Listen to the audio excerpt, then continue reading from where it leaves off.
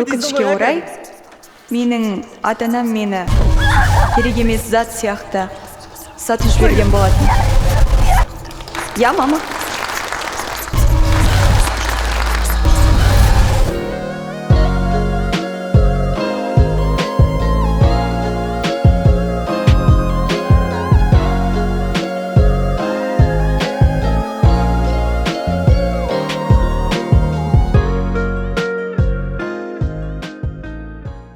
Ассалаумағалейкум, құрметті достар, сіздермен бірге әдеттегідей дәстүр подкаст жалғастырыңызшы, өтініш, мына кісіні шақырыңызшы, Жанар Айжанын шақырыңызшы демекші.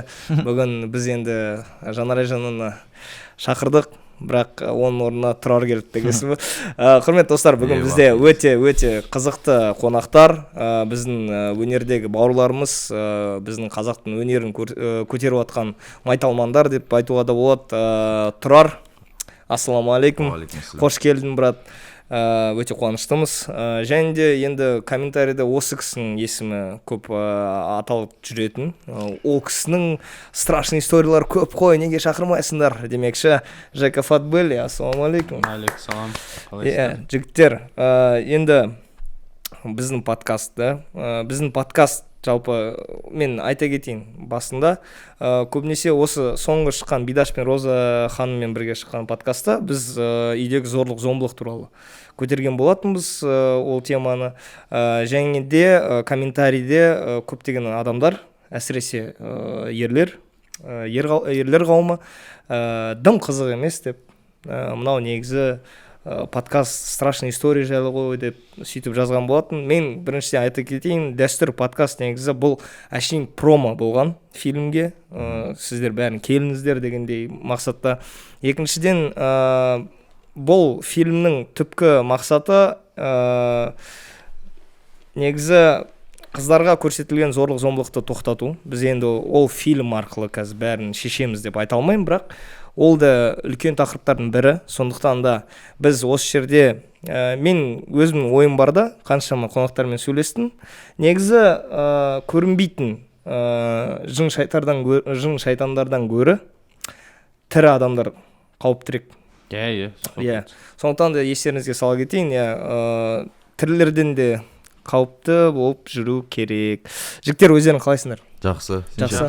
Жалпы жаңағы енді киноның өзі не туралы ғой? Зорлық-зомбылық туралы, плюс хоррор заттар бар. Сондықтан да мына жақта оны да айтып өте бір орынды деп ойлаймын жалпы.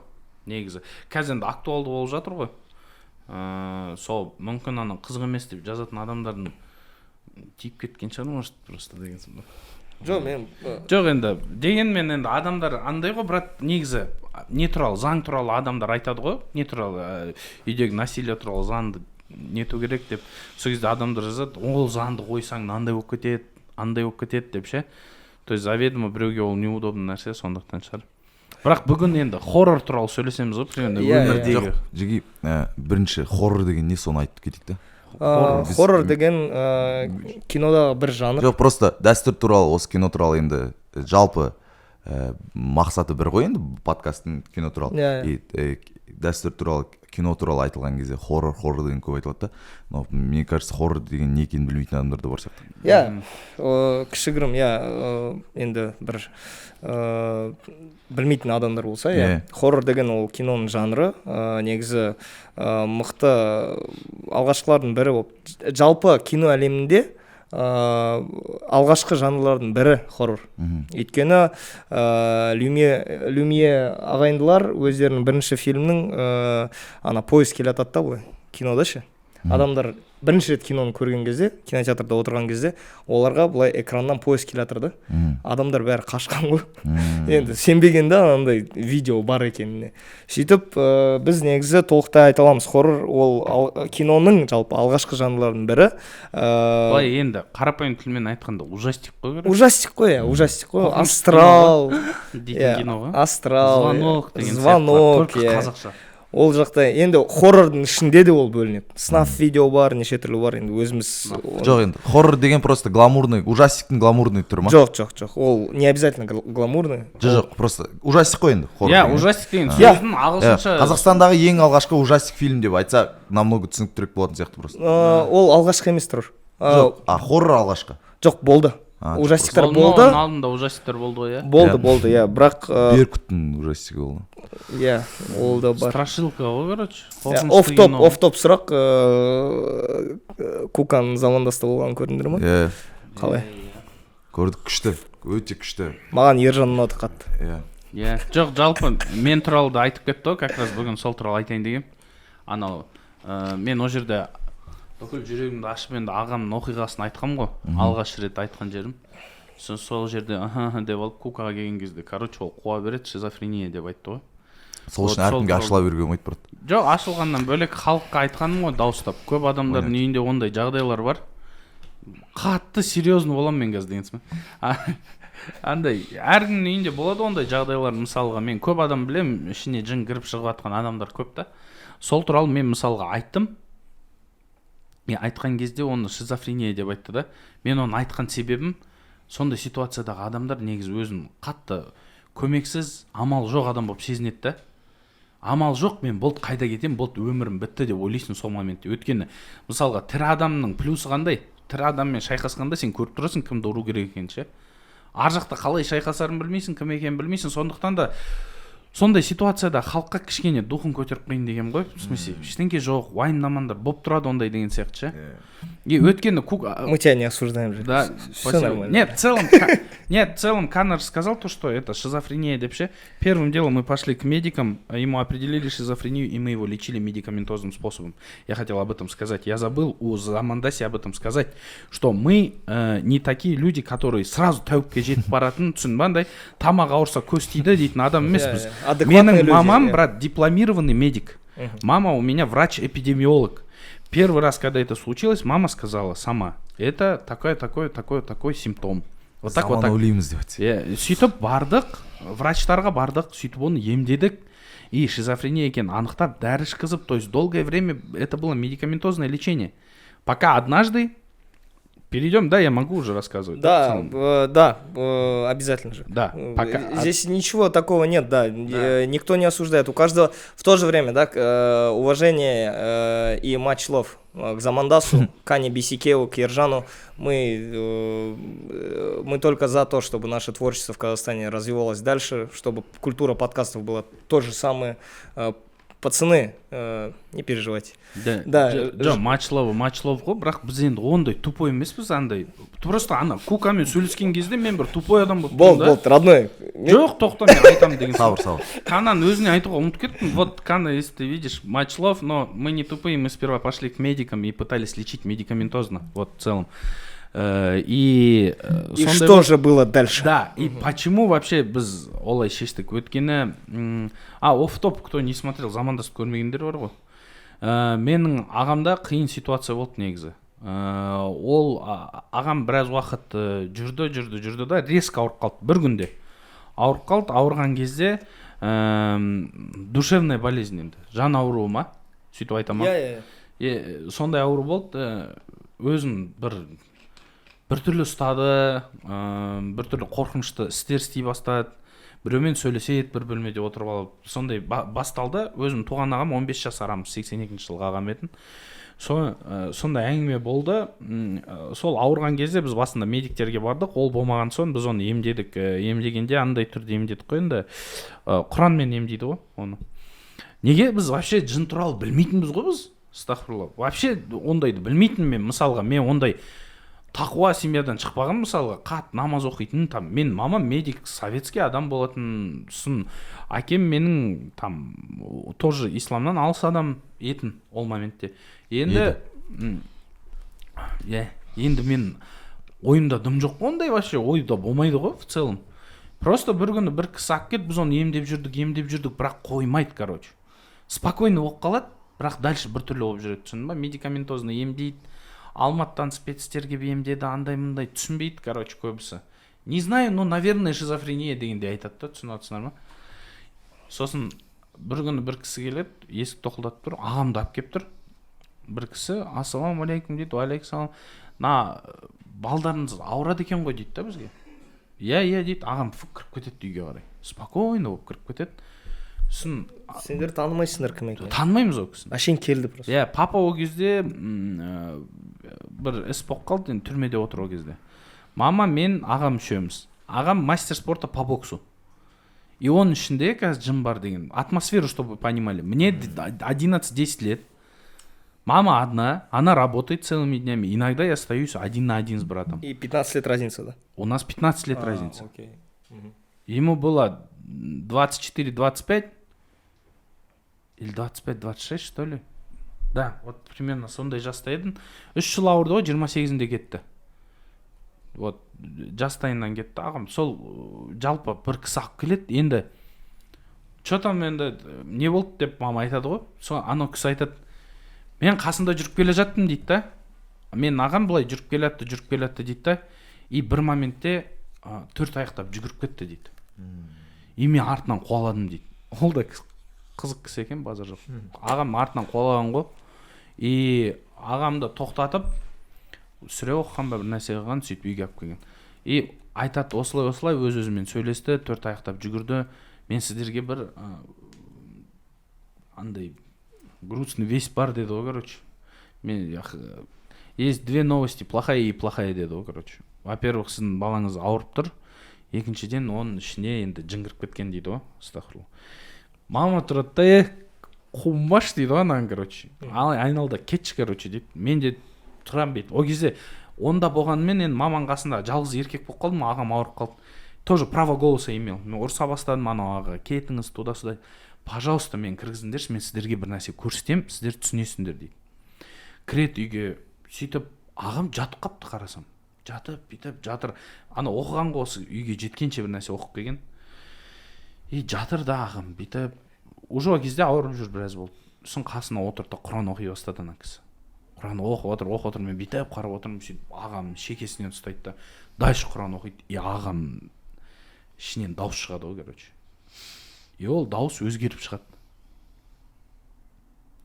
И ана дауысты естіген кезде мен бүйтіп шок болып қалам. Бірақ Құдай сақтасын, қорқыныш болған жоқ вообще. Бүйтіп қарап отырдым, что за фигня деп. И ана ішіндегі жыны сөйлей бастады. Жын жалпы адамға издеваться етеді екен, короче. Прикол ұстайды. Вообще жалпы адамдар загоняться етіп кетеді ғой. Панический атака, это может быть. Это может быть жындардың атакасы болуы мүмкін. Они могут издеваться, нашептывать там и так далее. И он начинает издеваться надо мной, над ним, сөзбенше. В плане... Ты помнишь, что он говорил? Ну, да, я помню. Было вообще смешно было. Примерно, он начал угорать. Во-первых, он начал так говорить, типа... Вот таким голосом, короче. И он сказал, атыңгым деген кезде Болат Назарбаев деп айтады, түсін ба? Да, это смешно, это действительно... Он говорит, как тебя зовут? Он говорит, Болат Назарбаев, ахаха, и смеется, понял? Он издевается, да, издевается, Имандос. Издевается, короче. И аржақтан мен бүйтіп қарап тұрмын да, что за фигня деймін. И мен ұрсам ғой ана, типа, кто ты такой, оставь моего брата, я же маленький. И он маған бүйтіп қарайды, күледі ғой, короче. Все, я, говорит, ну, убью твоего брата, дейді, амал жоқ. Типа, я должен это сделать, дейді. И потом ана кісіге қарайды, Құран оқып жатқан кісінің кішігірім сақалы бар етін. И он тұрады, у тебя козлиная бородка, да, ахахаха, деп, короче. И начинает там над всеми угорать, вот эта вот атмосфера, и становится страшно постепенно становится не по себе. Мой брат, чтобы вы понимали, мынандай ғой, короче. Мой папа вот такой, и мой брат, они вот прям таразские мужики, он вот такой был. Күнін бір аптада 20 сөз от силы айтатын адамдар болды. Бір күнде бір сөз. Тұйық, сондай кісі етін. Мен 6-да келем үйге деп айтсам, 6:01-де келсең папалсың ғой, короче, сондай кісі. Он чтобы вот так деп прикалывался, я никогда в жизни не видел. А там он начинает такую фигню вытворять. Мимика лица, которую никогда не видишь, короче. Вот это был первый день, когда мы узнали про то, что в нем сидит джин. Ну и я, наверное, под конец хочу рассказать про экзорцизм. Я был на этом. Прям джин шығаратын неде, сессияда болдым.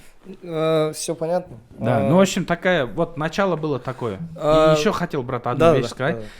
Айтатта, это люди себе надумывают то, что джинны внутри, и потом этим оправдываются, дейді, да? Кім айтады? Вот люди так говорят в комментах. Да. Қанша адам бар, сонша ой бар ғой, в общем. Да. Мне кажется, кеше кімнің айтқаны емес пе подкастта? Мысалы. Да. Соны люди деп айтамыз ба? Да, нет, Канадан бөлек, бірақ комменты же были менің подкасттың астында. И мен бардым о замандасқа, мен соны айттым.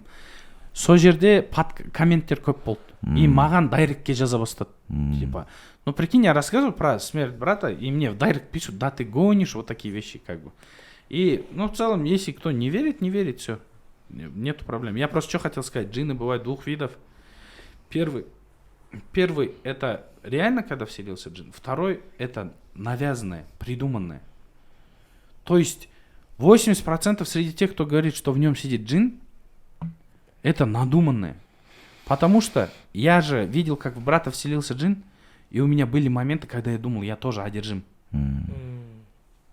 А потом я как бы ходил к людям, говорил, я, кажется, одержим туда-сюда. Шапал получал, маған ұрысып береді, айтады, қумаш дейді.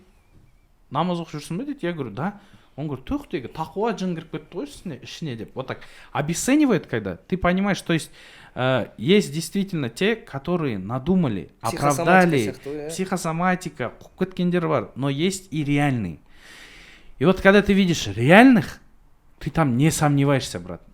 Ты там ойламайсың, там, типа, өзімен өзі қуатыр. Это физические вещи происходят, с которых ты офигеваешь и понимаешь, что это есть, короче, правда. В целом, вот. Сіздің сөзіңізден кейін ана Джон Константиндағы диалог есіме түсіп жатыр.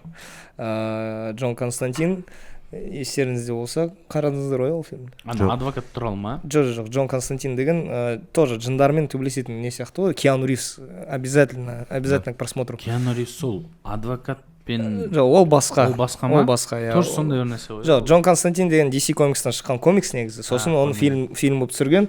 Сол жақта шіркеуде, в общем, бір әйел полицейскиймен кездеседі да, ана әйел полицейскийдің сестрасының ішіне жын кіріп кеткен де, суицид жасаған ғой. И сөйтіп ана Джон Константин, жоқ, шіркеуде емес, үйде болып жатқан кезде демондар былай қаптап кетеді да. И сонда ана қыз сұрайды Джоннан, что это дейді. Айтады, это демоны. Я не верю в них, дейді. Жалко, они верят в вас, дейді. Так что, да, у каждого человека есть свои как бы загоны, свои мысли. Мы не навязываем, еще раз, да, мы не навязываем мысли о том, что существует. Это у каждого свое мнение, мы уважаем каждого мнения. Я еще раз напомню, у нас не религиозный подкаст, мы просто делимся своими страшными историями. Жека, қазір ол жағдайға әлі ораламыз. Это тяжелая артиллерия, это типа на концовку можно рассказать. Ол математика, және высшая математика бар, прикладная, сосын уже ар жақта кете береді. Тұрар, сенің өмірінде жалпы осындай бір түрлі сондай бір ситуациялар болды ма? Өзің мысалы логикаға сала алмайтындай бір. Негізі біріншіден мынаны айтты ма негізі подкасттарымда? Маған риза отырмын. Мен қатты. Мынау не деген кәдімгі маған дейін тастай дегенді алып тастап кәдімгі шабыстырып. Мынау өте күшті мынау, по идее. Художниктар жұмыс істеген жер ғой, короче. Біздің бауырлар ғой, мен Нұрсұлтан, кім балдар. Инстаграмдарын көрдің ба, дәстүрдің? Жоқ, енді маған дейін ойлағаннан кейін Инстаграм көрмей ақ қойса енді. Страшно, Инстаграмда. Бауырсақтың ішін көрмедің ғой сен ішін. Ішінен бірдеңе шығып жатса ма. Негізі неше түрлі әзілдерге айту керек та, ол болмай ма? Оларға келген әзілдер. Айтыр, брат. Айту берсей бәрі. Сен ғой просто. Сонымен Тұрар, қойшы деген өміріңізде? Короче, менде мынандай история бар. Менде андай сендердің подкасттарын көрдім ғой. И бәрі жазыпты да астына. Неменен өнер адамдардың бәрін өмірінде осындай қорқынышты история болған ба деп ше. Бағана көріп жатырмын ше. Немене жұлдыздардың барлығының өмірлерінде жын бар, басқа ма. Сен шақырды ғой енді. Не айтамын деп ойладым, короче. Не айтамын, менде бірден айтуым керек қой. Менде дым жоқ екен, короче.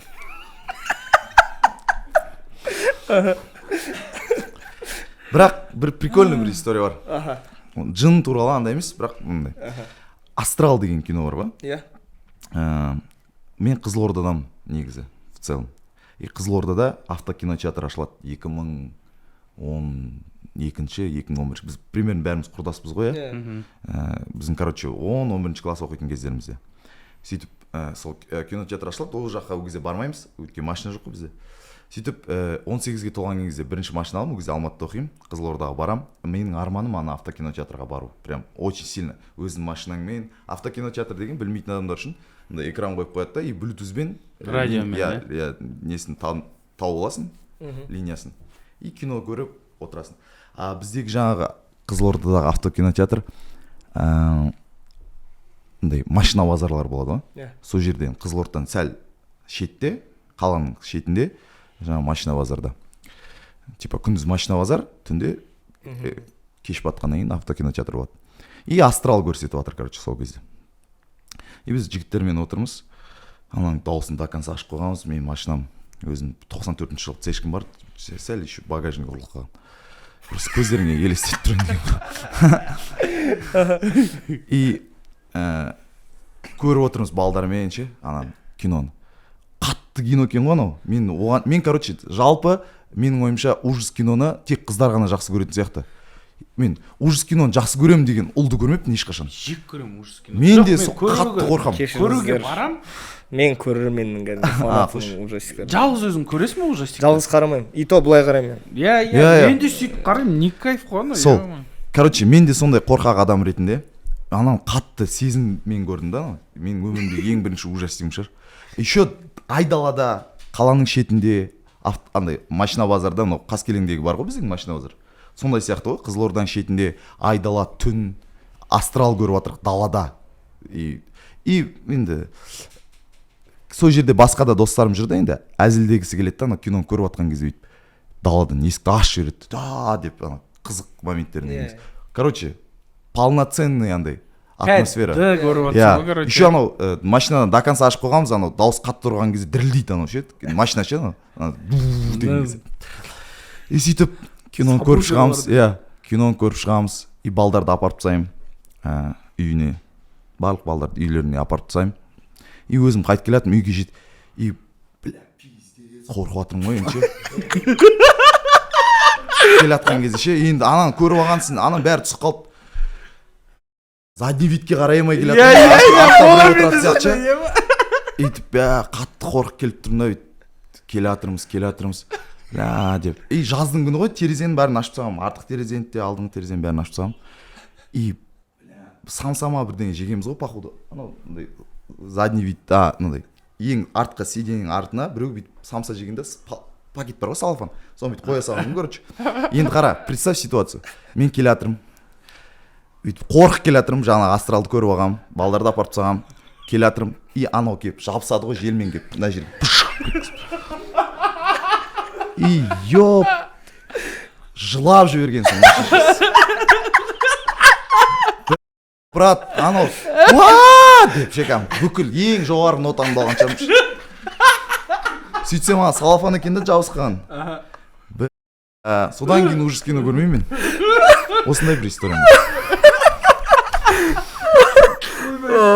Бола ма? Әңгімелерден кейін обезболивающий болды.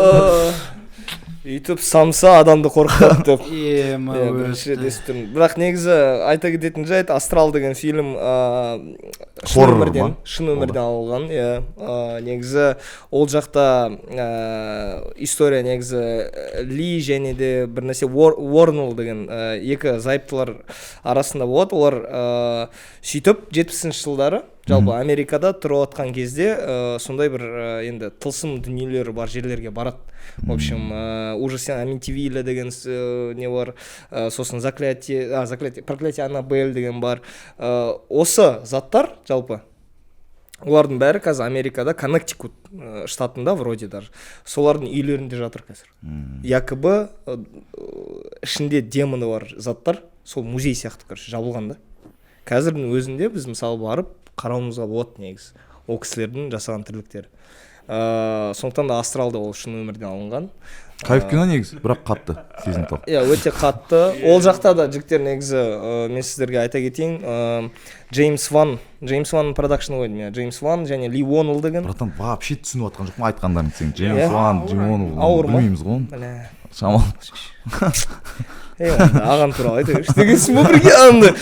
Жоқ, просто информативный заттар айтасың. Информативный заттар. Жоқ, ана зайыптылардың фамилиясын қалай еді? Короче, іздейсіңдер ғой Гуглда. Тауылыңдар. В общем, негізі бұл киноның біздің дәстүрге параллелі бар. Ұқсай ма? Ұқсайды. Неге? Өйткені астралды көрген кезде, помните, ана тәте үйге ана екі жігіт шақырады, біреу андай бородатый дәу, и біреу очкимен ше. Сол очкимен отырған жігіт, ол астралдың сценаристі. Дәстүрде мен де полиция қызметкері ойнағам. Және де мен де сценарист. Сен кинода ойнайсың, е? Мен кішігірім бар да. Анау очкарик сияқты, менікі де бар. Ана не дейм, трейлерде бейт арқаңнан ұрып кетеді. Иә. Сол тегіз. Тағы бір причина, тағы бір себеп дәстүрді көру үшін. Дәстүр фильмі. Барлықтарыңызда келулеріңізді сұраймыз. Керемет кино, балдар бутылкаға наклейки жабыстырады. Соған дейін кетті. Кука замандасты көргендер бар, Кука ақшадан қадалып қалуы мүмкін деп ше. Жоқ, анандай біз негізі Кука екеуміз тоже енді былай үйтіп адамдар шақырамыз деп енді не істемедік енді. Құрметті достар, көргілеріңіз келсе, келіңіздер. Намыстанбайық қой, біз ғайт атқан. Біз ғайт атқан, нормально. Келіңдерші, пожалуйста. Просто Сағындырған 25. Просто Куканың близкий друзья деген стористарында бар ма мен? Аналар енді действительно көтін жыртып түсірді ана киноны просто ше. Енді ол Жөтел бол бір. Әлі дұрыс не істемеді. В общем, мынандай сұрақ бар негізі, Жека, саған. Мен негізі ол историяны білем. Сен маған айтқансың, жекеше отырып. Бірақ мен есімде жоқ негізі. Сенің ағаңмен болған ситуацияны ше. Неден басталды жалпы? Ол қандай себебі бар? Ол ағамнан бұрынше, менде де бір-екі хаха историялар бар негізі ше. Ол хаханы қоя тұр. Ол хаханы кейін айтасың қазір. Қатты қорқып атқан кезде айтасың оны. В общем, бізде комментарийда көбінесе жазады сондай өздерінің страшный историяларын ше. Қорқынышты историялар жазады. Кейде сол себептермен де бөліседі. Неге олай болып қалғанын. Сондықтан мен сенен сұрап отырмын да. Неге ондай жағдай сенің ағаңмен болып қалды? Себебін енді Құдай ғана білет болып тұр ғой бізде. Иә, бірақ сонда да енді просто брат бет натуре бар ғой, просто бет мамамен кухняда әңгіме айтып отырды да. Екеуі әктеп атқан үйді. Жаңа жылдың алдында үйді әктейік деді, короче. Полный енді освежать етеміз. Ол кезде енді жағдай қиындау, өзіміз жөндейміз ғой бәрін үйде. И әктеп атыр, короче. Әктеп атыр. Бір кезде мама жылап тұр, не болды десем, мынау қуып атыр бір нәрселерді айтып, түсініп атқан жоқпын дейді да. Что-то он гонит дейді, я не понял, нагрубил мне бір нәрсе. Мен ағам мамаға никогда сөз қайтармаған ғой, вообще. Сондай, да, енді воспитание үйде жалпы.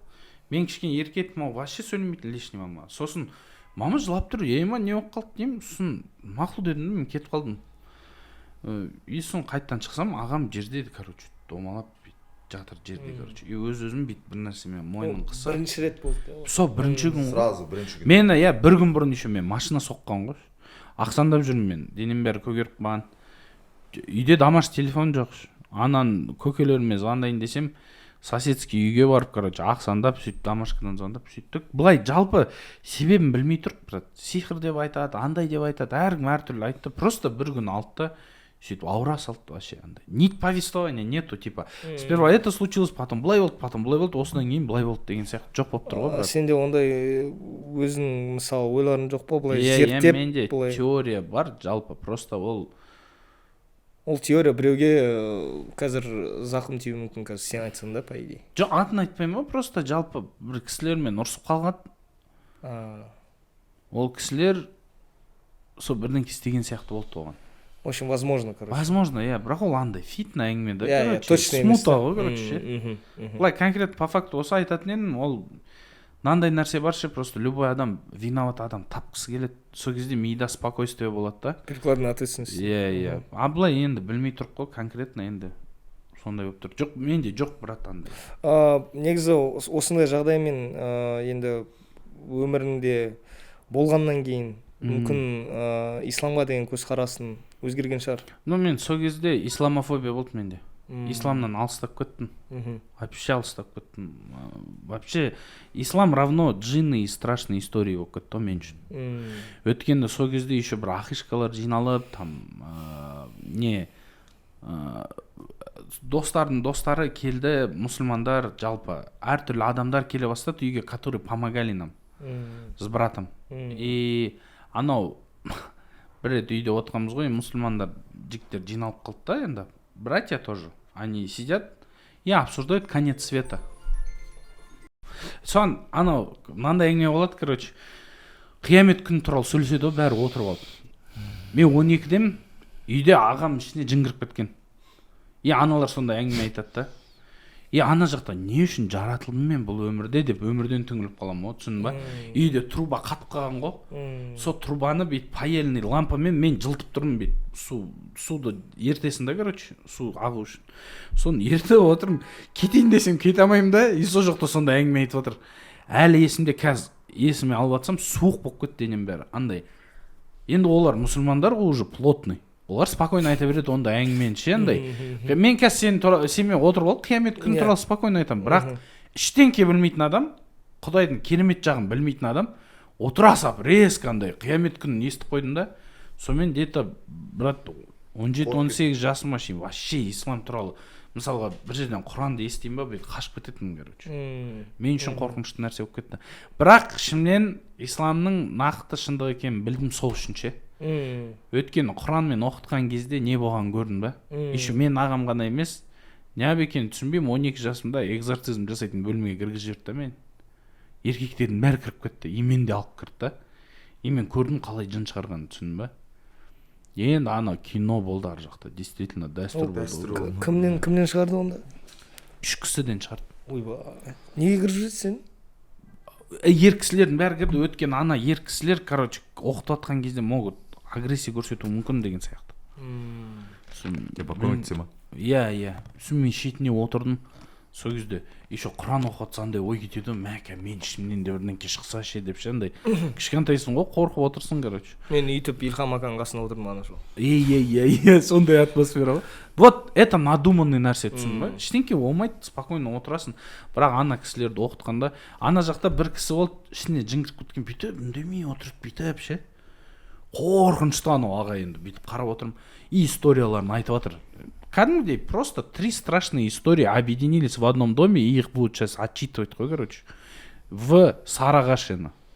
Сарыағашта отырмын кишлакта, отырмын бір кісінің үйінде. Тапшанда отырып алып, 3 мамалар ғой сол жердегі. 3 баласын алып келген. Үшеуі обсуждать етеді, мен сол жерде отырмын. Кеше қиямет күні туралы тыңдадым, бүгін мына жерде үшеуі әңгіме қылады. Анау бір кісі ішінде жын бар екен. Жын түнде келіп қысады екен, мойнынан қысып, ұрады, издеваться етеді. И в образе соседки приходит к нему. Он каждое утро просыпается, идет и соседку избивает, понял? Идет на соседку, кричит: за что ты так со мной? Оставь меня! Еркек па? А? Еркек па? Еркек кісі. Әйелді ұрады. Әйелді бар, ұрады, короче, түсіндің ба? Сондай әңгіме болады.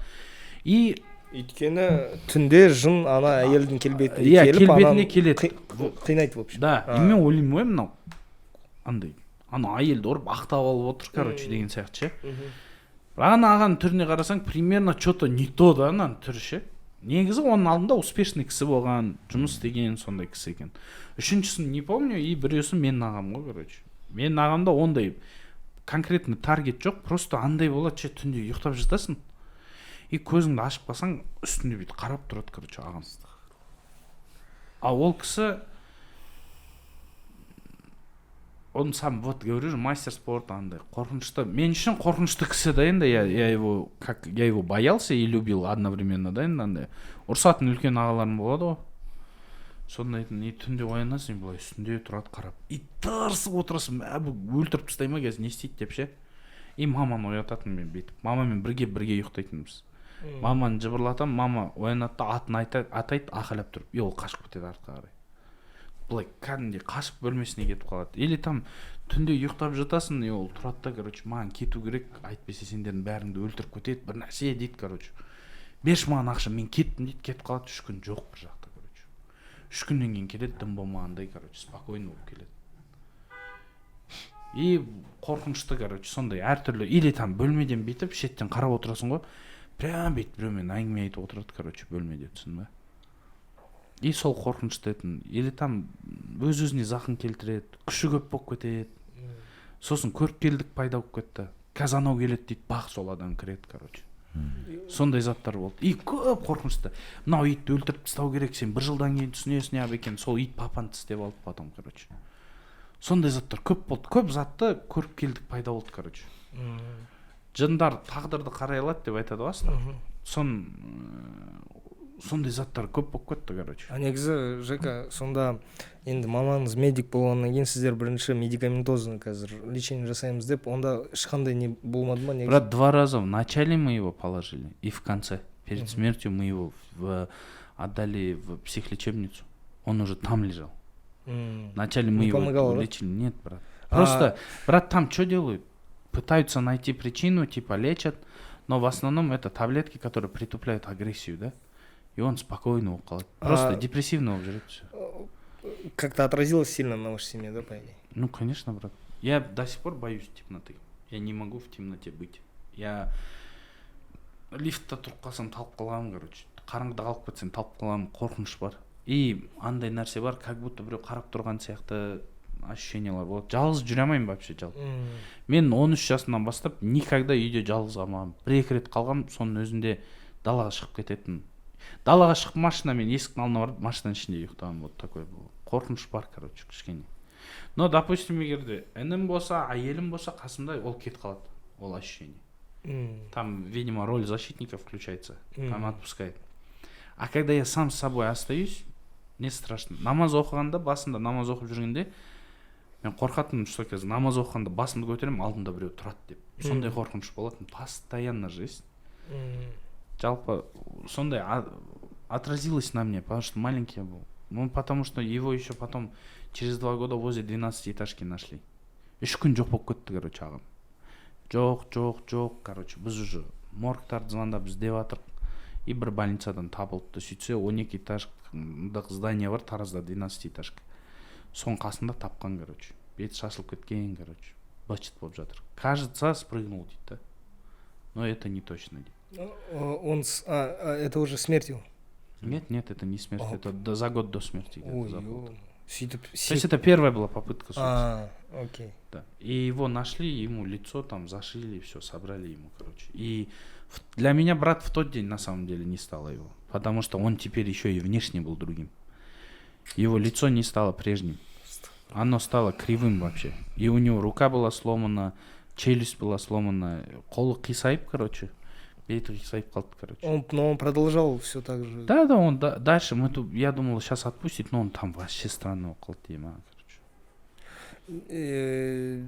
Жека, если это неприятно, ты можешь не продолжать, по сути, да. Потому что... Есть какие-то моменты, которые бы я рассказал, есть какие-то моменты, которые... Вот эти вещи тяжело говорить, такие, которые... Ну вот да, вот этот момент был тяжелым. Потом через 1,5 года его не стало в целом.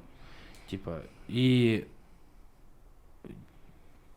Когда говорят, вот, типа, об этом легко рассуждают, или осуждают те, которые через это не прошли, это тяжело. Бізде районда бір бала болды, короче, тоже ішіне жын кіріп кетті. Мусор тастаған түнде. Мусордың қасына барған, мусор тастаған, түні бойы ұйықтай алмадым дейді да. И дауыстар келе бастады. Сосын картинки у него пошли. И 5-ші этаждан терезеден былай жүріп барады, шығып кеткен ғой, короче. Құлады, аяғын сындырып алды, оның жыны шығып кетті содан кейін. Но у моего брата джин каждый раз, когда его отчитывали, он всегда говорил, я его хочу убить. То есть у них как будто какая-то цель есть, понимаешь, Стахрова. Но их нельзя бояться в целом. И почему я об этом говорю? В целом, это тоже что-то, через что люди должны пройти, если это есть у них в жизни, короче. Одан уже андай спокойно ол туралы айта аламын, потому что анау қайғырудың бәрі өтіп кетті да уже, брат. Мен 13-імде қайтыс болды ағам. и как-то ол уақыт өтті, но қорқынышты моменттер көп болды. Короче, в целом андай бірақ осы бүкіл айтқан әңгімеден ең қорқынышты нәрсе, когда он ночью над тобой стоит. Из всего я видел, как он там анау итті избивать етті, брат, ойлашы, мен да есік алға шығамын, анау итті ұрып жатыр. Ол сол ит папаны тістеп алды сосын деп айттым ғой. Сондай андай неше түрлі біртүрлі заттар істейтін, но ең қорқыныштысы сол етін. И я его записи нашел потом. Он писал, но я не смог прочитать. Я вот жалею, что я не прочитал эти записи, и жалею, что я не зашел, когда я прощался с ним. Потому что я боялся, короче. И вот эти записи, он опять ко мне ночью пришел, и опять он меня мучил дегенді оқыдым да жауып тастадым болды. Дальше я не смог прочитать. И я сжег, чтобы мама не прочитала. Көп жазды ма? Көп, брат, полностью, блокнот, исписанный полностью. Ты читал прям его? Нет, я вот Просто первую строчку прочитал. Ты знаешь, ты не хочешь, чтобы это было реальностью. Каждое доказательство того, что это реальность, тебя пугает. Ты хочешь себе оправдать, что это неправда, такого не бывает там и так далее, потому что это начинает тебя вгонять в ту ситуацию, где ты не в безопасности никогда. И это и есть страх. И когда вот эту я одну строчку прочитал, все, я закрыл и я сжег. Потому что я не хотел, чтобы это кто-то видел, кто-то читал. Вообще, анау адамдар айтады ғой, типа, я не хочу в это верить деп. Бір жағынан оны ойламай қойғанда дұрыс. Просто, ну, бір жағынан таза жүру керек қой, брат. У этого только один ответ. Нужно чисто двигаться. Чистым быть в делах. Там, я не говорю, что я такой идеальный. Просто стараться, да, короче, алдамай, ровно жүріп, елдің ақысын жемей. И человек же сам внутри же чувствует, что такое зло, что добро. Сол злоны жасасаң, соған қарай ашық боласың ғой, короче. Вот. Ну и там много таких фрагментов. Но самое жесткое это вот это было для меня. И вот эта записка, то, что он ночью вот так стоял. Потом... Это жестко, это очень... И экзорцизм. Ну вот 3 года, брат, прикинь, ты живешь с человеком, который в любой момент ты не знаешь, что он выкинет. Это... Пахан жоқ, мама екеуміз ақ. Я, конечно, извиняюсь, что я спрошу, но на маме как это вообще сложилось? Ну, типа, родной сын, как бы. Да, женщины в такие моменты оказываются... Вообще героини же они в целом. Материнский инстинкт — это то, что отключает их логику и делает их безумно сильными. То есть логически же, я нежная, я хрупкая, я не смогу деть, ну, қорқыныш кетіп қалады. И она становится сильнее всех мужиков на свете, понимаешь? И у мамы была цель его вылечить, и она этим жила. То есть баламды аман алып қалғым келеді деген цельмен өмір сүрді ғой, брат, болды. Но ағам кеткен соң, ну, мама... По сей день это самая большая травма. Я, допустим, маме не дам смотреть этот подкаст. Потому что, когда мама слышит про него... Сейчас более-менее, да, она прорабатывается, к психологу ходит мама, сондай да кішкене, ей становится легче. В целом, это, наверное, отражается, знаешь, как любая мама, которая потеряла ребенка, она думает то, что она мен кінәлімін ба деп уайымдайды да, түсін ба? Я после этого... Какая ситуация была? Ағамның 40 күн жақындап қалды кеткені. И бір кеште я не любил, когда много про брата говорили и плакали. Потому что мамам... Бірінші 3 сутка дым тамақ жемей су ішпей жылады ғой мама. Я ауырып қалды сосын. Сосын нормально қалды, 40-ына қарай. Что-то мы на кухне сидели, и ағамды көп еске алып кеттік. И менде мандраж уже, ағамды еске алған сайын мамаға қараймын. И ұйықтап бара жатырмық та, бүйтіп мама, ойлашы, анау травманың бәрі болып жатыр анау 3 жыл бойы. И бүйтіп ұйықтайын деп жатамын да. Мамаға қарасам, бүйтіп мама никуда қарап жатыр да. И мен мама десем, жіберші, мен ағамның атын айтады да, мен соған кетіп бара жатырмын, мені жібер дейді ғой. И мен ойлаймын ғой, папа түрмеде, сразу сол жерде, я помню, я за этот короткий момент я успел об этом подумать. Папа в тюрьме, брата сейчас не стало, если мама не станет, все, и это конец, короче. И мама, жіберші, мен кетіп бара жатырмын дейді. Тартып тұр, бұрам шапалақпен бабаны. Сен ешқайда кетпейсің деп жылаймын, короче. Я говорю, мама, я вот так орал на нее просто. Мама, она такая, ау, и кетіп бара жатыр, давлениесі түсіп кеткен ғой, түсін ба? Сен скорый шақырамыз. Хорошо, что үйде қонақтар көп болады, ана 40-ына шейін. И солар маманы оятып алды. Ну, то есть я там еще маму чуть не потерял. После этого я около 10 дней спал возле мамы и не спал. И я следил за дыханием. у меня был загон, что мама умирает всегда, короче. Вот это самые такие тяжелые вещи, которые на мне. И сейчас для меня смерть человека как будто легкий нәрсе сияқты, адам жоғалтып алуға болатын сияқты, резко жесть. Когда человек же вот так втыкает долго в одну точку, мен сол кезде меня закидывает в то ощущение, понял? Первый год мен қатты уайымдайтын, ана апам особенно, мамасы кәрі кісі ғой енді, бүйтіп отырып қалады кейбір кезде бір точкаға қарап. И мен уайымдап кетемін ғой, кетіп бара жатыр ма деп. И первые дни, когда апашка вот так сидела, я ее мог дернуть, сказать: апа, не болды деп. Апа маған қарайды да, құласың ба дейді. Да. Ну, я думаю, что, Жека, наверное, это одна из причин, почему ты так рано повзрослел, скорее всего. Это прям... Может быть. Это очень жестко. Ну, в плане того, что дома не осталось, наверное, мужчины. В плане того, что, ну, да, как бы мама есть. Маму... Да, но это все, вот знаешь, как обучение же. Значит, пораньше надо было мужчиной становиться, то ответственность взять, но у этого есть своя опасность. Потом, когда вырастешь, ты можешь сделать неправильный вывод. Допустим, каждая ситуация, она для вывода дается. Допустим, ондай ситуация болады да, басында 18-19 жасымда я гордился тем, что у меня была тяжелая жизнь. Вот это большая проблема, знаешь, которую человек без конца тычет же своими проблемами. Ты знаешь, я из низов. Я за эту улицу стою. Да.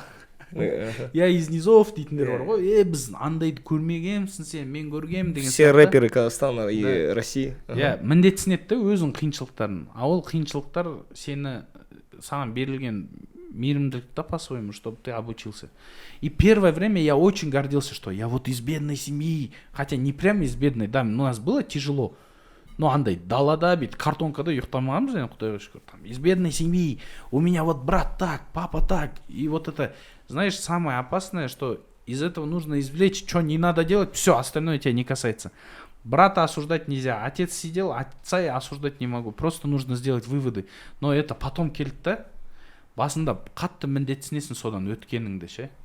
Где-то құдайға предъявалар болады, там, судьбаға предъявалар болады. Сол оның плюстары көп, бірақ на жерге келіп обсуждать еткен мағынасы не в том, чтобы сказать: я вот такое прошел, и я смог, записывайся за мои курсы о жизни деген сияқты ше. Бұл жақтағы айтылып жатқан әңгіме, бұндай жағдай болады. И көп адам емделіп кетеді бұндай жағдайдан. Көп адам емделіп кетеді. Мен білем, лично көргем то, что из этого выходили, из этой ситуации. Андай, надежданы жоғалтпаңыздар, сондай ситуацияда болсаңыздар деген мо. Өткен көп адам маған жазып, бізде де осындай болып жатыр. Қазірдің өзінде. Я не берусь создавать фонд по лечению от джинов там деген, астахфирулла. Да, пусть Аллах Всевышний простит грехи твоего брата, брат. Аминь. Да, иншаллах, пусть подарит он ему фирдаус. Да, это очень жестко и очень тяжело. На самом деле, я хочу сказать, что Жека, мы уже давно дружим, и я понял. Я почему говорю, что ты рано повзрослел, Жека? Потому что для меня это был показатель в Турции, когда мы вместе отдыхали, когда я поругался с женой, и когда ты просто менің әйелім шақыртып алды да, маған айтқан бар темекі шекші, кет деді. Мен кетіп қалдым да, 2 сағат Мадина сөйлесті да, 2 сағаттан кейін келсем, біз Мадина екеуміз енді ғана үйленген сияқты, жас жұбайлар сияқты ше. Мадинаның да түрі өзгеріп, менің де түрім өзгеріп, чуть ли там не махаббат новый. Я не знаю, что ты ей там сказал, но, в общем, не помню, это было очень круто. Я прям такой... Сондай курс ашты. Семейный курс ашсаң. Ол кезде өзің үйленбегенсің. Осы жерде ссылка деп. Менге үйлендім да, брат. Өткенде айтқан нәрсем бәрі фигня екен десең. Да, это, блин, очень, короче, да. Очень тяжело, на самом деле, слышать такое. Даже, ну, құдай сақтасын, конечно, біреудің басына келсе ол. Тұран неге қақастан, менің де бір әзіл айттыңда өзің жыртылып ағат сияқты. Да, мен вот, кстати, осындай сұрағым жаңағы Тұрардың айтып кеткеніне, өнер адамдарында осындай қорқыныш түрлері көп болады деп. Негізі менің ойымша, я солай көп болады. Өйткені енді өнер адамдары деген тонкий души человек қой. Блин, брат, я в это не верю, просто өнер адамдар барып айтады оны бір жақта. Жоқ, просто өнер адамдары сондай лас жерлерде көп жүреді. Менің ойымша. По крайней мере, біз көп жүреміз деші. По крайней мере, да. Ну, по крайней мере... негізі андай. You know what I mean, yeah.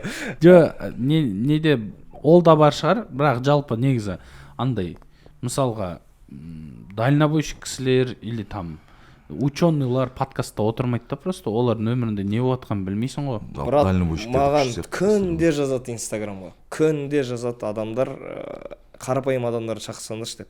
Дальнобойщик, таксистшіктерді. Таксисттерде, дальнобойщиктерде вообще көп сияқты. Ана жыл айтпақшы комментарийда, жеге комментарийда оқыдым ғой. историялар бар ғой. Комментарийда оқыдым ана жыл. Или маған дәрікке жазма, короче. Прям қалып көт дейсің. Андай мамасы айтып берген ғой, мына енді жазып отқан балаға ше. Айтқан екен, Горький паркта жүрген, қыдырып тәтелерім дейді да, мамам, менің тәтелерім қыдырып жүрген, сөйтіп Горький парктан шығып үйге қайтайын десе дейді да. Ол кезде 10 жыл, 15 жыл бұрын ғой, былай такси ұстайтын дейді да. Сөйтіп бір таксист тоқтатқан дейді да. Ана таксисттің түрі жоқ дейді да, просто бізге қарайды да. Ана мамаларым бір нәрсе адрес дегенде ана үндемеген деп былай басын изеген ғой. Сөйтіп мамаларым отырды дейді таксиге. Анау бірақ жүрмейді дейді да, былай жай әшейін отыр дейді таксист. Түріне қарасақ бір нәрседен қорқып отыр дейді. Сөйтіп ана таксисттің бірінші сұрағы білесіз маған қандай? Мамаларға дейді да, былай бұрылды, сіздер тірі адамсыздар ғой еді. Ана мамалар түсінбеген ғой дейді.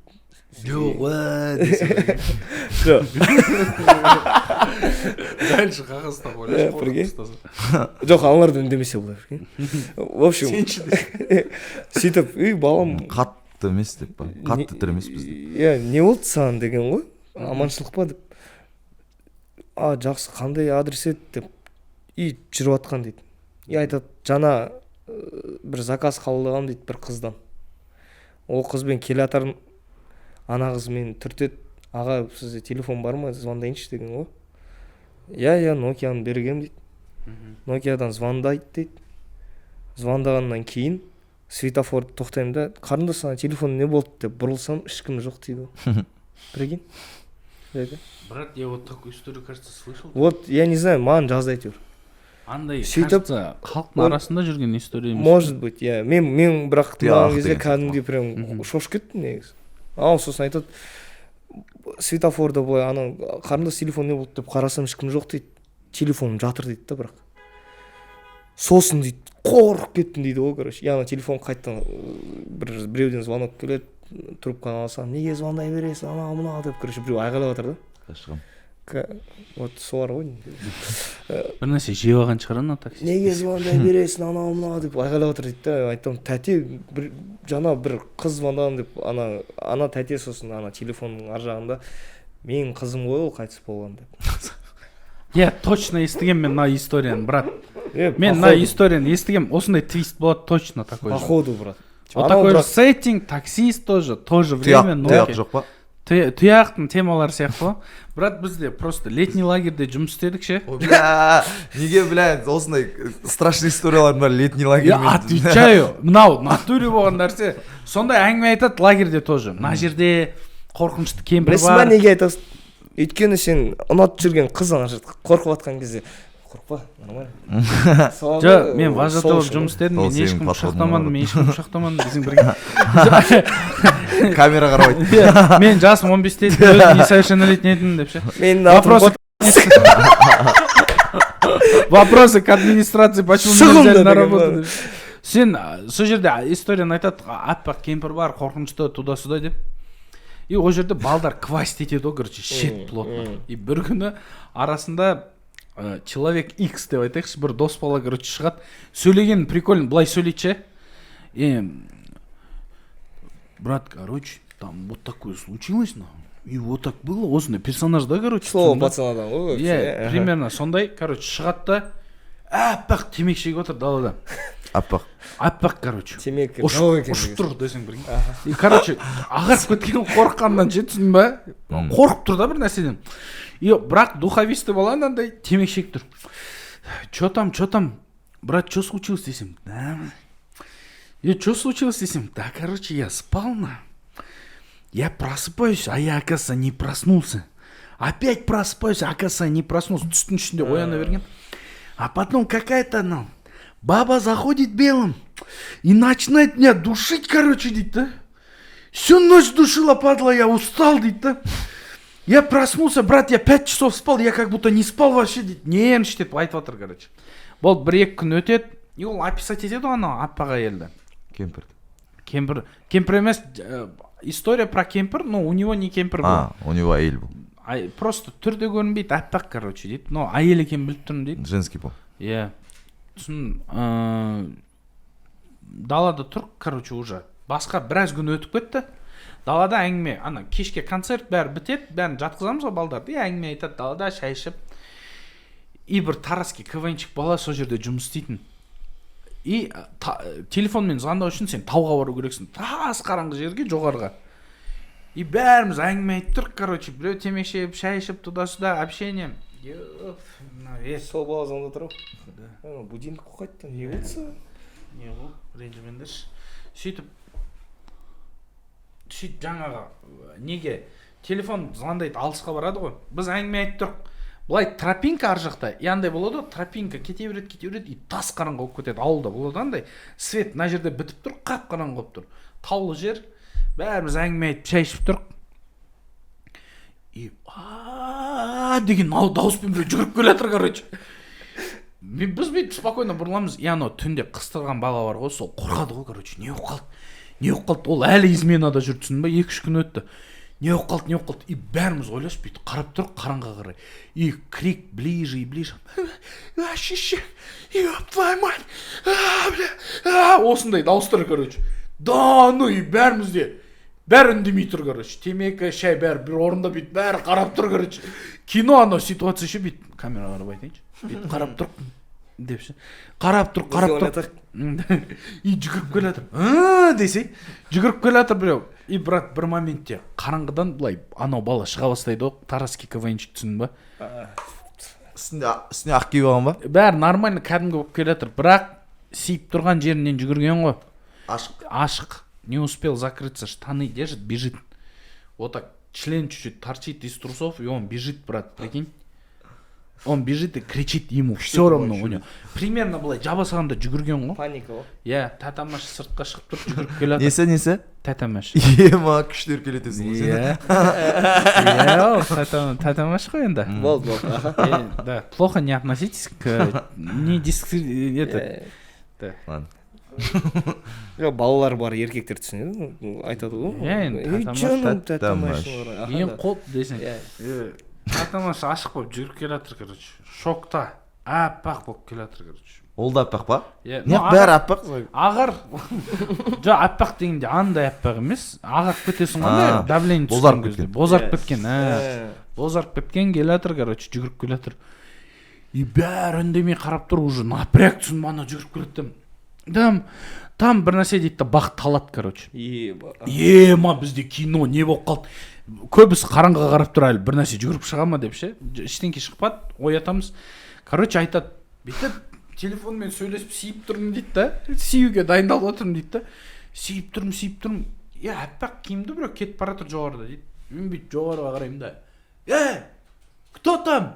Ты че не спишь, Какой отряд деп ақылап отырмын дейді да. И қарамайды дейді. Кетіп бара жатыр, и бір кезде маған қарай былай бұрылды дейді да резко. И тауға ана жерде жаяу жүре алмайсың. И білмеймін енді шын өтірігін, бірақ сол таумен былай қарай түсті дейді, плавно. Как будто андай гироскутерге мініп кетіп бара жатқан сияқты дейді да. Түсін ба? И плавно түсіп келе жатыр дейді. И мен қараймын да жүрегім тарсып қалды дейді да, резко жаттым да қаштым дейді ғой, ойлашы. И анау жақындаған сайын үлкейіп жатыр, аппақ дейді да, түсін ба? Ема сосын жүгіріп келіп, болды, содан кейін ұйықтамағансың ғой, бірақ анау натуре ағарып, ертесіне заттарын жинады, лагерден кетіп қалып барады, жұмыс істемеймін деді ары қарай. Натуре анау қорқып кеткен ғой, бірақ мен ойлаймын, может быть, кішкентай бала шығар, біреу шығар. Бірақ анау негізі андай надменный бала бар ғой, анау мынаудан қорықпайтын өзі. Қараңғыда жалғыз өзі сейіп телефонмен сөйлесіп бала шығар, гироскутермен жүреді. Ойлаш, таумен жүретін гироскутер. Лагермен. Ема, бірақ ана татаға сыртқа қарай шығып жүрген өтті, ема. Татақ. Жақында тоже осындай бір не болды бізде история ше. Жақында турдан оралдық қой біз, в общем. Қай жақтан? Европа, Америкада, Қазақстанда болдық. Сөйтіп бізде Амстердамда концерт болады да, и Стамбулда концерт. Европадағы соңғы концерт именно Стамбулда болады да. И Амстердамнан Стамбулға дейінгі сол уақыт концерттердің арасында бір апта да. и мен айттым балаларға, жеге мен честно Амстердамда в общем желание жоқ, короче, бір апта торчать етуге. Мен походу машина алам и Стамбулға дейін жетем, короче. Кім барады менімен, сол кеттік, короче. Павлодарский біздің Амстердамнан Стамбулға дейін машинамен? Иә. Бірақ сосын көрдім мен жолда слишком көп екен бұлай жүретін. Сондықтан біз Миланға дейін жүрдік. Сондықтан Амстердамда қалып зат арчалдан десең бірге. Жоқ, сөйтіп Павлодарский біздің роднойлар бізге машина алып келген. Франкфурттен. Иә, сол жақта тұратын біздің қазақтың жігіттері, үлкен рахмет жігіттер. Бесплатно, жеге. Просто сұрағам, әкеп берді машина. В общем, не суть. Сөйтіп машинамен Люксембургке дейін жетеміз. Люксембургте хатаны жалдаймыз, хатада отырамыз. Мен, Стас деген біздің звукорежиссер, Данила деген барабанщик, Султан деген біздің гитарист, және Али деген біздің менеджер. Сөйтіп, ол үй, үлкен үй, кәдімгідей 3 этажы бар. Соның әр комнатасы не сияқты квартира да, бөлек. Соның 3-ші этажын алғанбыз біз, ана неден, букингтан. Сөйтіп 3-ші этажға көтерілеміз, в общем, зат тастаймыз, магазинге барып келдік, хавчик, ол бәрін алдық. Келесі күн Люксембург қараймыз да, ары қарай басамыз деп шештік, короче. Сөйтіп Али темек шегуге шығады, терраса болған бізде. Данила тамақ пісіріп жатыр, мен телефонды залипать етіп жүрмін. Балдар отырықта, короче, бір кезде темек шегіп тұрған Алишка хата кірді, жеге дейді, че там, террасаға шығыңдаршы дейді ғой. Аманшылық па десек, брат шығыңдаршы, что-то біреу астында жүр, короче, маған қарап дейді ғой. Енді ойлаңдар жігіттер, терраса бұлай, біздің терраса. Сендер Люксембургтасыңдар. Люксембургтамыз. Люксовый қала ма? Жоқ, кішкентай қалашық қой. Болды, айтаршы, көңіл бөлмей-ақ қойыңдаршы. Приколың бат кеттім. В общем, Люксембург, терраса, мына жақ орман жеге. Орман емес, ағандай жазық дала. Әп-әдем Windows болып отыр ғой, мынандай ше. И ар жақтан біреу келе жатыр ма, татамашы көрін. Жоқ, татамашымен астында тұр да. Типа, Яков Алишканы айту бойынша.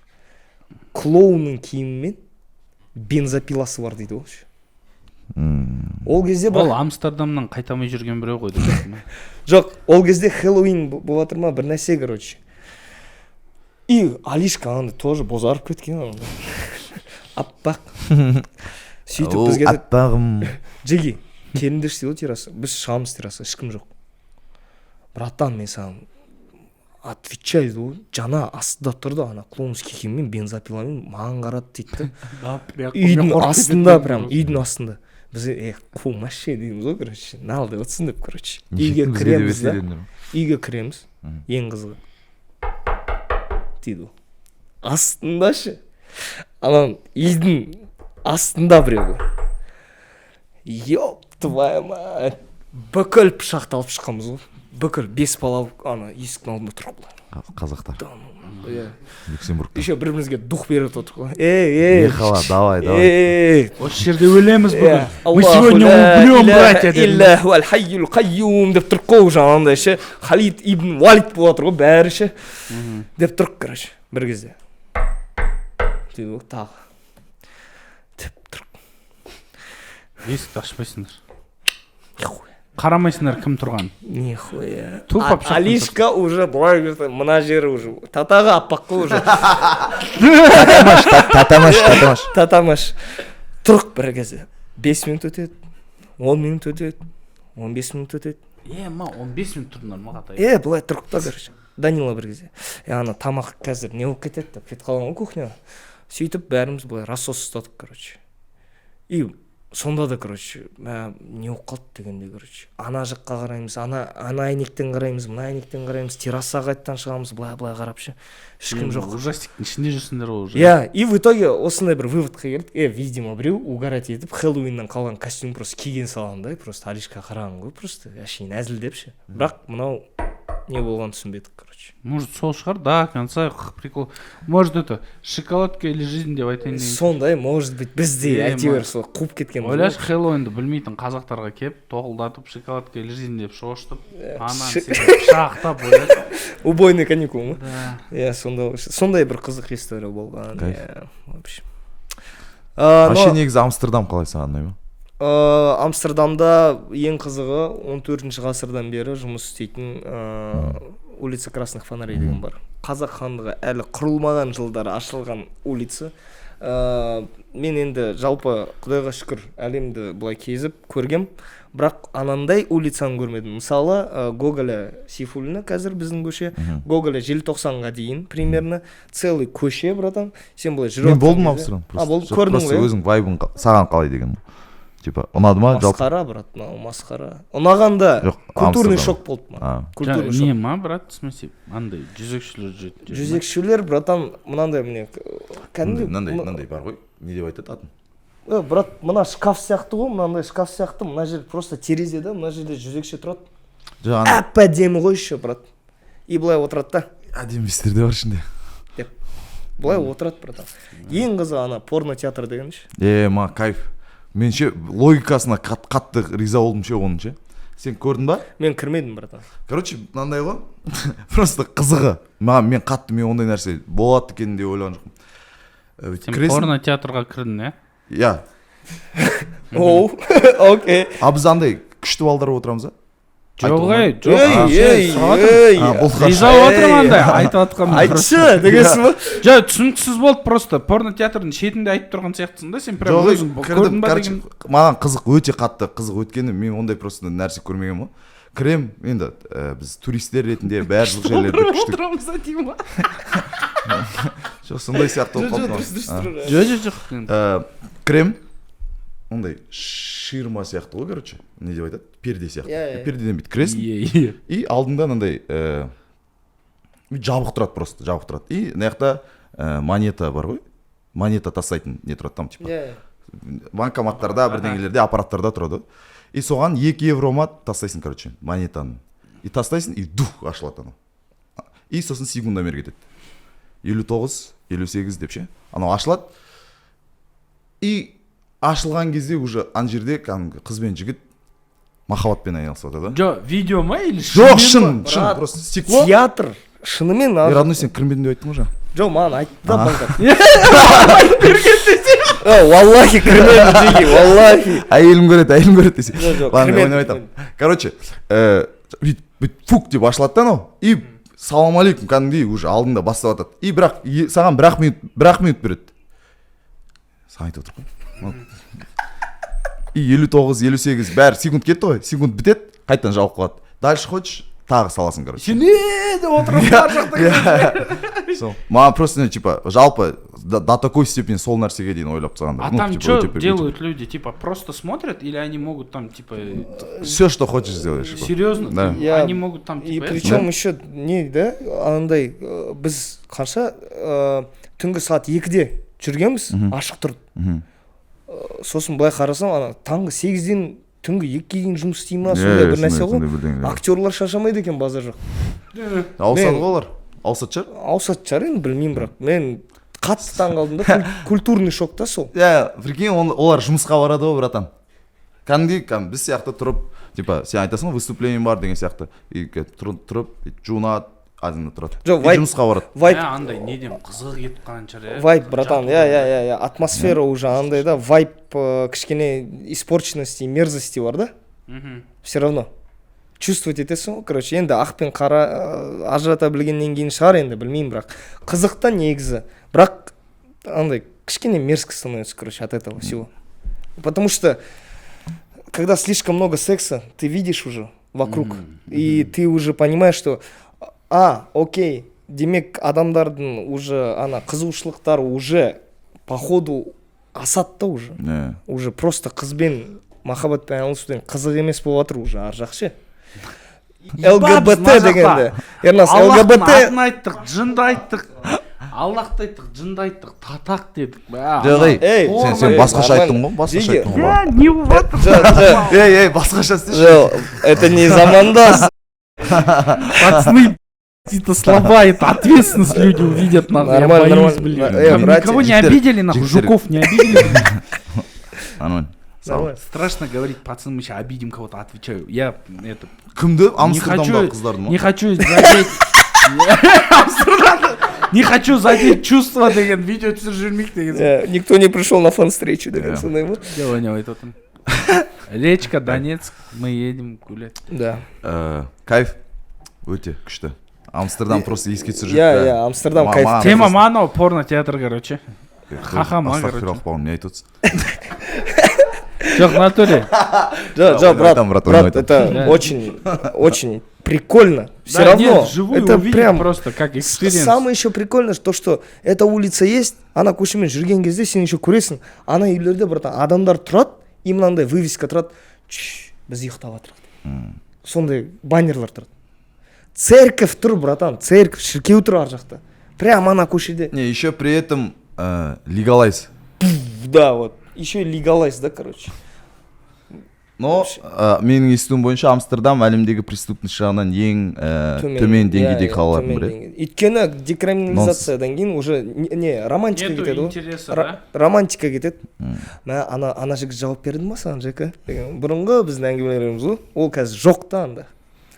Ана жаққа просто кафеге кіресің ғой просто. Жека ана баламен сөйлесіп отырсың ба деген сондайлар ғой бізде. Вот. И сол романтика жоқ оларда.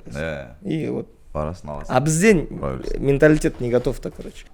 Не, мынау ужастик туралы подкаст деді ғой. Нормально. Не обязательно. Жоқ, тема болып жатыр негізі. Кайф. Мен хақастап айтып отырмын андай, не бүйтіп жатырық деген әңгіме емес. Просто хаха болып жатыр. Футбол не жатыр. Қазақстандық футбол туралы не айтасыңдар? Да, есть небольшая новость еще, да, касаемо меня. Офф-топ. Жігіттер, мы возродили Павлодарский Иртышно. Все, мы... Иншалла, мы скоро увидимся с вами со всеми. Ладно, жігіттер. Премьер-лигадан бастайсыздар ма? Жоқ, екінші лигадан. Лигада. Мы соблюдаем спортивный регламент. Не то, что некоторые клубы. Окей. Жігіттер, бір нем бар. Тағы бір теманы қозғалып кетейік. Өйткені бұл тема біздің дәстүрімізге, біздің фильмімізге тікелей қатысы бар, иә. Енді өздерің білесіңдер, соңғы кездері болып жатқан жаңалықтар. Салтанат Нүкенова қарындасымыздың өлімі иманды болсын. Және де жақында болған, мен бір оймен бөліскім келіп отыр. Автобус. Братан, мен комментарийде ана Қалқаман жақта. Қалқаманда болған. Мен білмеймін отырмын. В общем, бір жігіт әйел водитель да. Жігіт емес? Бір есуас. Я, в общем, ұрып талдырғанда, ана әйел кісі аяғы газда қалып қойған. Сөйтіп үш кісі емес, кәдімгідей көп адамды қағып кеткен. Автобус жүріп келатқан, автобустың водителі әйел кісі болған. Автобус жүріп келатқан Қалқаман жақта. И ана что-то у них конфликт произошел, и ана еркек ананы ұрған ғой, әйелді. За рулем келатқанда. Талдырып тастаған. Жоқ, талдырып тастаған. Екі удар жіберген, талып қалған. И сонымен сол скороспен барғанда неге кіріп кеткен? Сол скороспен адамдарға, тірі ма енді ана? 3 адам қайтыс болды остановкада. Қазір білмеймін точно количество. Бірақ мен ең қызығы жігіттер. Ана еркектің өзі тірі ма? Иә. Комментарий оққан кезде жігіттер. Ужасно. Че там? Әйел водитель кінәлі деп жатыр да, короче, кейбір адамдар. Әйел водительді отырғызбау керек. Өзін қорғай алатын водитель отырғызу керек. Сонда ешкім қылмыскер деп ана жігітті айтпай жатыр да, короче. Айтып отыр енді, адекватныйлар бар енді, бірақ ешкім емес, бірақ ішінде сондайлар бар. Бірақ көп лайк жинаған комментарийлардың бірегейі негізі сол әйел водитель отырғызбау керек. Негізі екеуінде кінәсі бар дейді. Қылмыскерді ешкім айыптамайды да негізі. Неге біздің... Вот в каком случае можно ее оправдать? Что она должна была сказать? Вот когда можно ударить? Нельзя же бить вообще. Жоқ, соғы не айтса да. Вот даже не айтса да. Әкесінен, шешесінен, баласынан, басқа нәрседен бұл қандай провоцировать етсе де, мына нәрсені түсініп алуымыз керек қой. Еркек адам әйел адамға қол көтеруге болмайды. Не айтса да. Еркекке де қол көтермеу керек, брат. Жалпы мынандай проблема бар ше. Осы темаға көрсету жерде. Жоқ, вообще жалпы қиыншылық неде, әңгіме неде? То, что адамдар заң бойынша двигаться должны. Жаңа Қазақстанбыз ба, заң бойынша істеу керек та бәрі. Мысалға, сен келдің, бір кафеде официант дұрыс емес жұмыс істейді. Сен тұрасында книга жалобқа жазып кетесің. Терпила деп айтама, я не знаю там. Ну, система так работает. Потом она получает за это свои. В Яндексе таксист плохой попался, ты ставишь ему мало звезд. То есть есть своя система решения этих проблем. Проблема в том, что когда личное задевают, люди думают то, что... Это понятно, Раны. Просто біз қазір айтып отқан нәрсе, ең бірінші мәселе, просто Қазақстанда мысалға Нет, подожди, я не досказал, брат, ты сейчас так сделал, как будто я не против того, чтобы женщин били. Подожди, я доскажу быстро. Хорошо. Да, там Break. какая тема, да. Я имею в виду, первое, то, что когда людей задевают за личное, люди думают, что можно нарушать закон. Вот в чем проблема. То есть бұл маған бір нәрсе десе, мен барып ұрам дейтін әңгіме бар да. Это уже самосуд у нас на уровне законодательства, это запрещено, это раз. А второе, когда это касается мужчина-женщины, и мужчина позволяет себе женщину бить, это никак нельзя оправдать. Андай нәрсе бар ғой, өз ойынды нервісіне тиген, өз ойынды қан ішіп неткен, сол проблема. Я считаю, то, что это не должно быть. Вот соны айтайын деген, вот такие айта беріңіз. Просто мына нәрсені негізі неге мысалға мен бұл киноға өте қатты зам хоррор болғаннан басқа емес, ең бірінші өте күшті тема қозғап отыр. Өте күшті тема.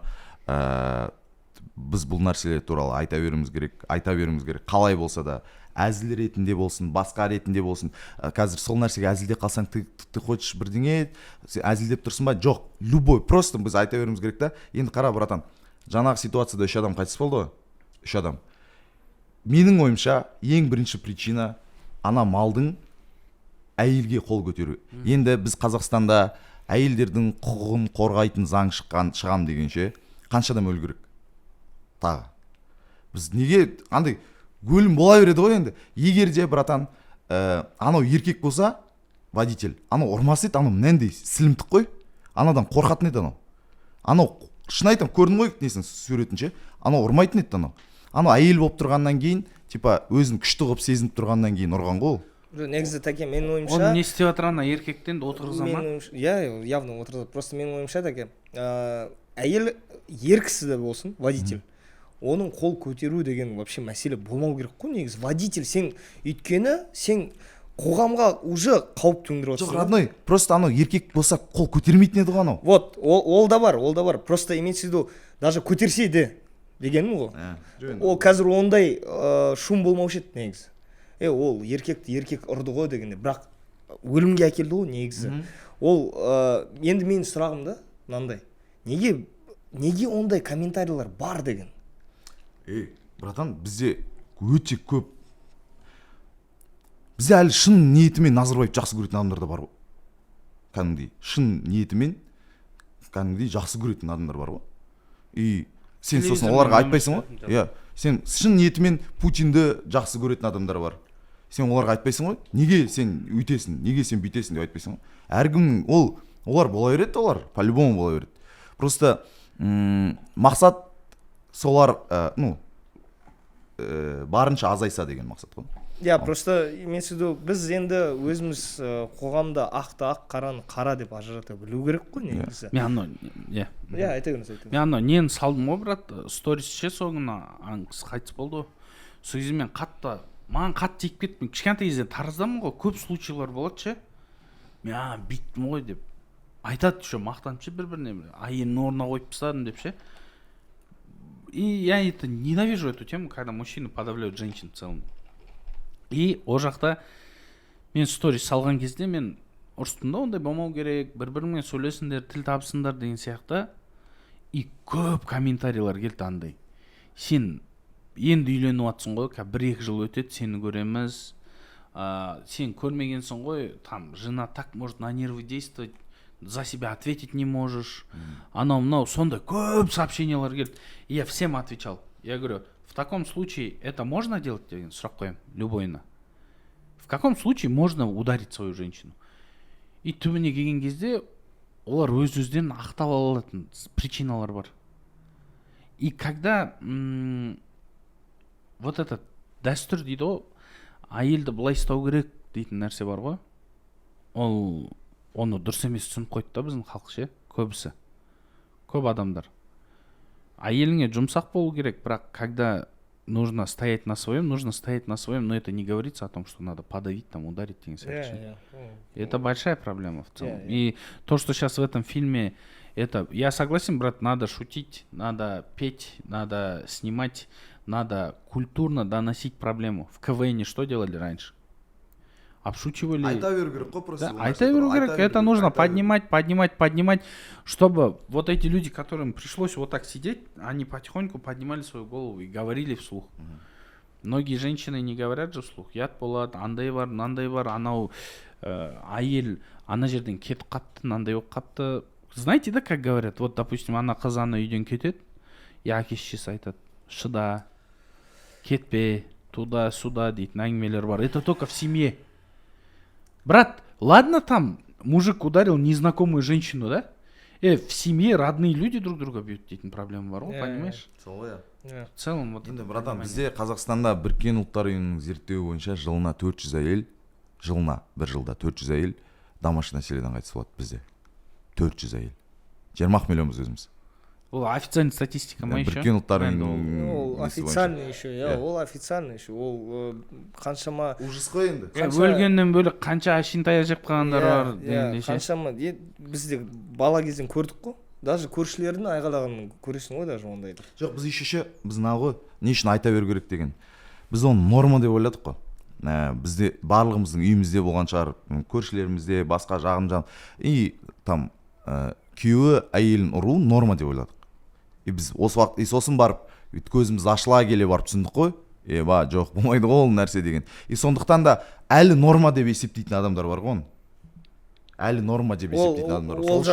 Ол жағынан мысалы экономикалық тұрғыда біз не істей аламыз, мысалы бір жағдайлар бар. Енді бизнес жасау керек, неше түрлі бар, мысалы.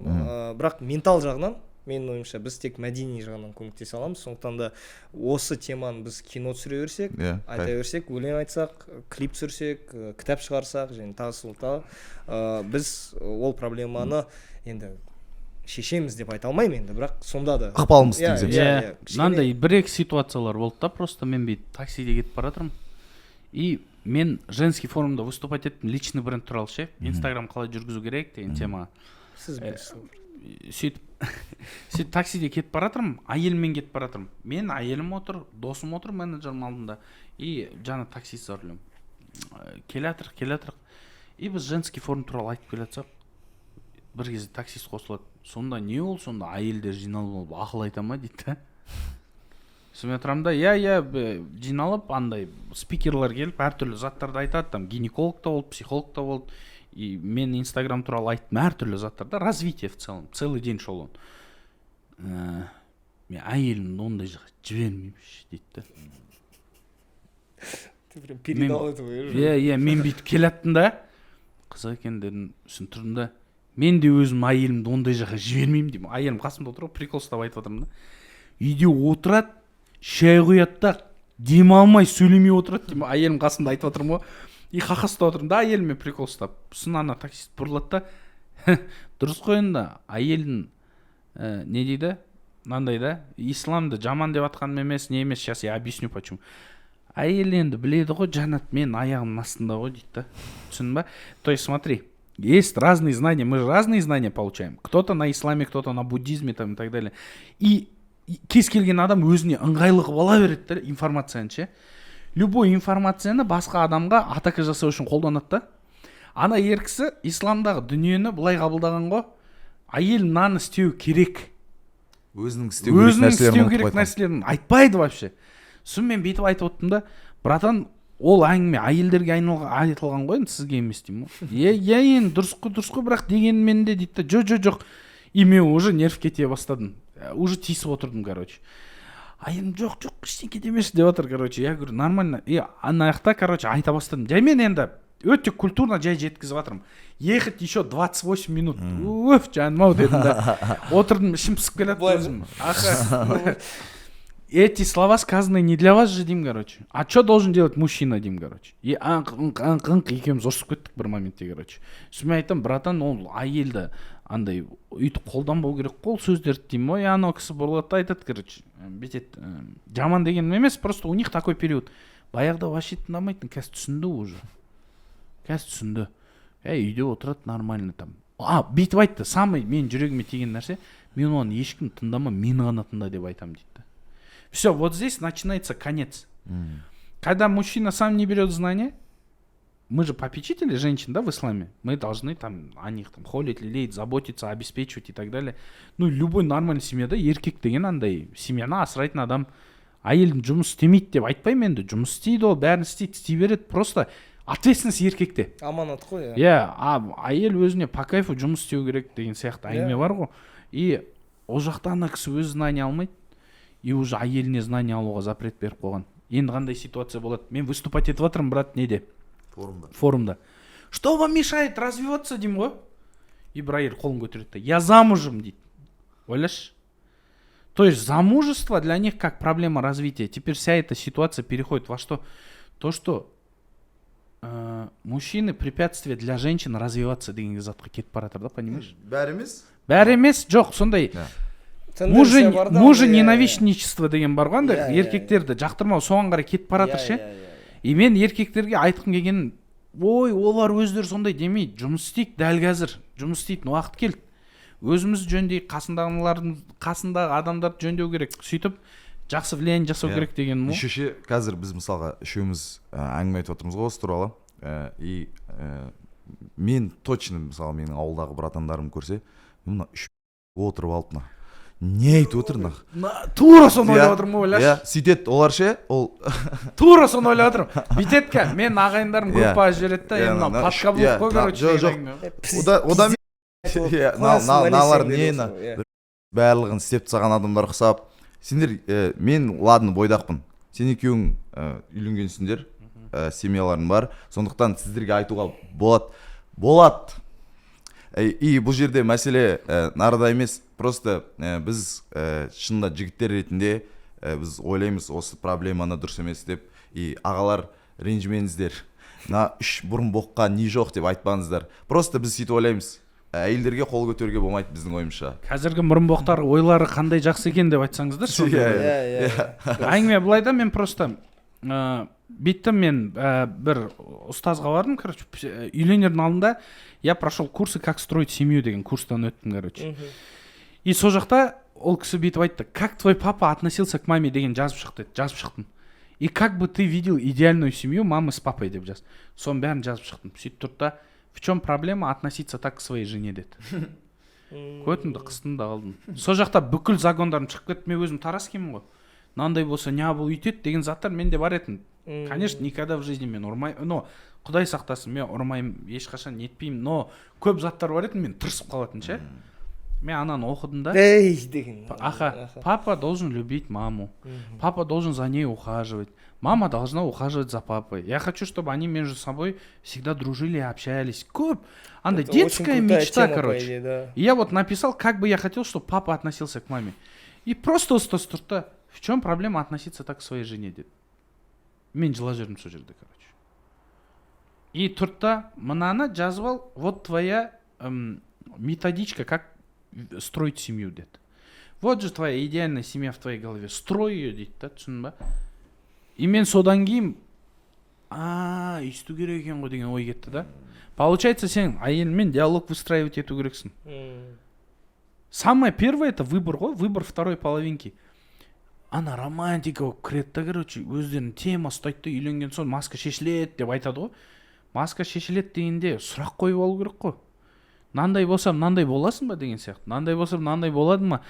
Заранее келісіп алу керек. Наоборот, сол жерде масканы шешіп тастау керек қой. Мен конченым, мен түнде осырам, мен темекі шегем, мен мынандаймын, мен сондаймын, мен мынандай адаммын конкретно.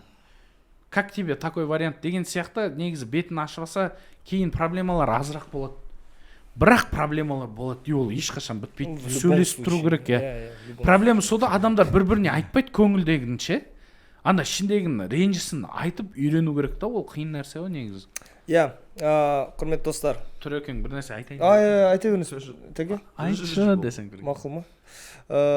Күшті, маған ұнады бүгінгі выпуск. Прям қорқынышты историялар да бар, маңызды темалар көтердік, ха-ха ұстадық. В общем, құрметті достар, 28 желтоқсаннан бастап, мына выпуск уже, наверное, одан кейін шығатын шығар. Құрметті достар. Уже жүріп жатыр. Уже жүріп жатыр ғой, иә? 30 шығу керек, окей. Көріндер бар. В общем, я... Мен айтыш? Мен айтқым келген. Бізде мынандай рубрика бар тәке. Әр қайсыларын, Жека, Тәке бір минуттан берем, өздерін камераға қарап, біздің көрерменге не айтқыларың келсе соны айтайын. Жоқ, мен кино туралы. Мақұл. Неге менің просто ойым, неге бұл киноға бару керек? Бізде мынандай әңгіме бар ғой, бәрі комедия түсіре береді, қазір комедия ғой, бәрі деп айтады ғой, сынай береді, неғып комедия түсіре береді деп.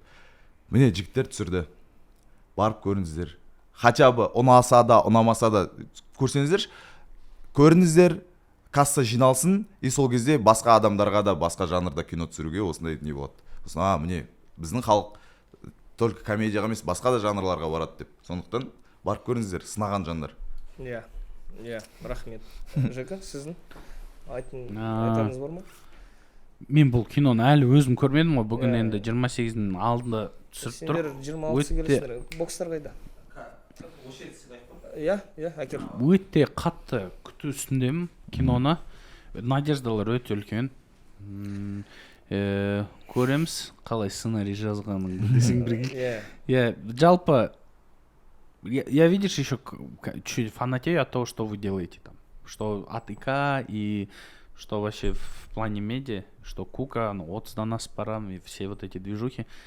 От тех же создателей кино такое необычное, просто айтқым келгенім қолдап барындар. Біріншіден, екіншіден, давайте стараться поднимать социальные темы деген. Жалпы кеше комедияда болдым, комедия арқылы көп нәрсе жеткізеді. Мен кеше Аппақ келін деген киноны көрдім. Кәдімгідей бір проблеманы ашып, шешімін көрсетіп тастады киноның ішінде. Психологическая проработка там была. Бізде көрген жоқпыз бұл киноны әлі. Просто негізі көрген жоқпыз. Просто не үшін жаңағы сол ғой родной. Просто сынап емес. Просто бірінші поддержка беріп көру керек деп ойлаймын да бұл киноны. Неге? Өйткені жігіттер постарались же. Типа барлығы бір жолмен жүрсе, басқа жолмен жүріп көргісі келді. Сондықтан сол үшін ғана хотя бы барып поддержать етіп, ары қарай сынайсың ба, ойбай сендер мынандай проблеманы бүйтіп көрсет, ары қарай оны өзің білесің. Просто бірінші киноға барып поддержать етіп болды. Біз просто семьямен стабильно қазақша киноға барамыз и просто кайфануть. Да, конченый моменттер болады. Любой кинода, американский кинода да ондай бар мысалға. Просто оларға көз жабасында и плюс ищешь, просто идешь кайфовать от фильма. Не надо идти как кинокритик, не надо написать там, критиковать кино не надо. Оннан 7 де жасқайтын. Картинкасы мынандай екен, өзі бухгалтер. Біз енді съемка қатысы жоқ адамдар да енді вообще жалпы.